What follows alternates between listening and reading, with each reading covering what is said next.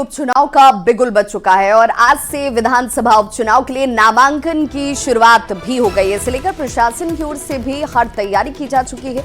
पूर्व विधायक बीमा भारती ने जेडीयू से इस्तीफा देकर आरजेडी की टिकट पर लोकसभा चुनाव लड़ा था और इस बार भी आरजेडी की ओर से बीमा भारती को मैदान में उतारने की तैयारी की जा रही है। वहीं जेडीयू के उम्मीदवार के रूप में कालाधार मंडल का नाम संभावित सूची में बताया जा रहा है। वहीं पूर्व विधायक और एलजेपी नेता शंकर सिंह भी निर्दलीय ताल ठोक सकते हैं। पूर्णिया सांसद पप्पू यादव ने रुपौली उपचुनाव को सेमीफाइनल बताया और अच्छे प्रत्याशी को सपोर्ट करने की बात कही। विधानसभा का उपचुनाव होना है और वहां से हमारी पार्टी की बीमा भारती जी निरंतर विधायक रही हैं और अभी नोटिफिकेशन हुआ है और पार्टी के शीर्षस्थ नेताओं द्वारा जो फैसला होगा, जो भी प्रत्याशी होंगे, हम लोग उनको जिताने का काम करेंगे। चुनाव होना है, होगा। हम चाहेंगे कि इस चुनाव से मैसेज जाए कि ये सेमीफाइनल चुनाव था और चंदा चौकड़ी लोग अब खत्म हो गए, नए तरीके की राजनीति बिहार में शुरू हुई। तो हम चाहेंगे कि पुरानी घिसी पीटी राजनीति खत्म हो और एक नई लाइफलाइन जनता और बिहार की शुरुआत हो। उसमें मेरा प्रयास होगा इन चंदा चौकड़ी से अलग कोई एक रास्ता तय।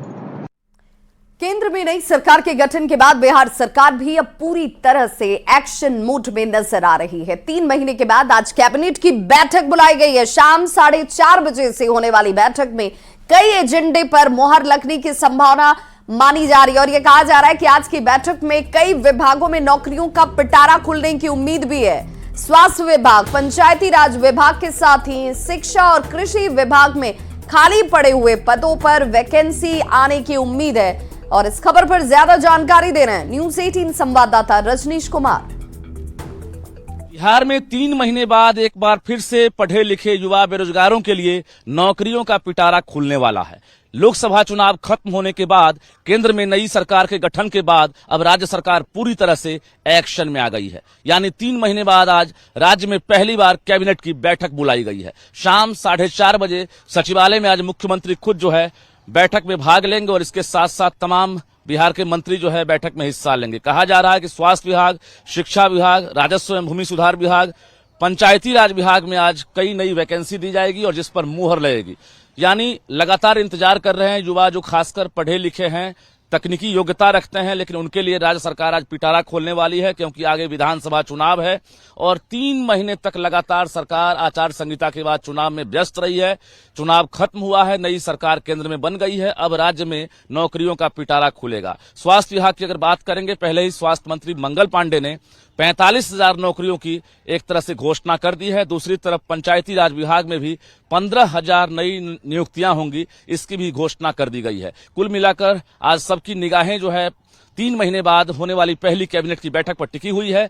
शाम 4:30 बजे जो है बैठक बुलाई गई है। बैठक के बाद तकरीबन 6 बजे तक जो है पता चलेगा कि आखिर बैठक में कितने एजेंडे पर मुहर लगी है, इसके साथ साथ कितने विभाग में कितनी वैकेंसियां आई है। कैमरामैन अमित के साथ रजनीश कुमार, न्यूज़ 18 पटना। और मौसम विभाग की तरफ से पूर्वानुमान जो है वो जाहिर किया गया है, जिसमें बिहार में 16 जून तक मॉनसून दस्तक देगा। ये खबर इस वक्त सामने आती हुई, यानी कि गर्मी से लोगों को राहत की उम्मीद के तौर पर इस खबर को देखना चाहिए।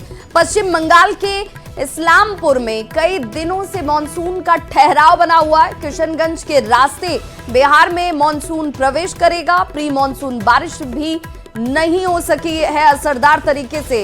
अब तक महज 14.4 मिलीमीटर बारिश ही दर्ज की गई, जबकि अब तक 42.7 मिलीमीटर बारिश हो जानी चाहिए थी।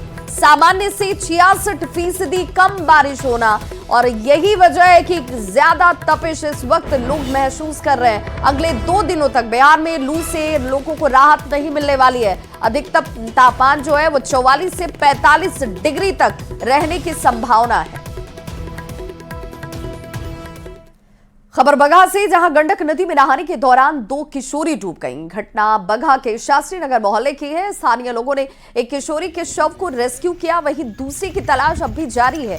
कहा जा रहा है कि सुखई चौधरी की पुत्री नीलम कुमारी का शव बरामद हुआ है, जबकि राजेश खटीक की बेटी संजना के शव की तलाश की जा रही है। परिवार के सदस्यों के मुताबिक घास काटकर घर लौटने के दौरान यह हादसा हुआ।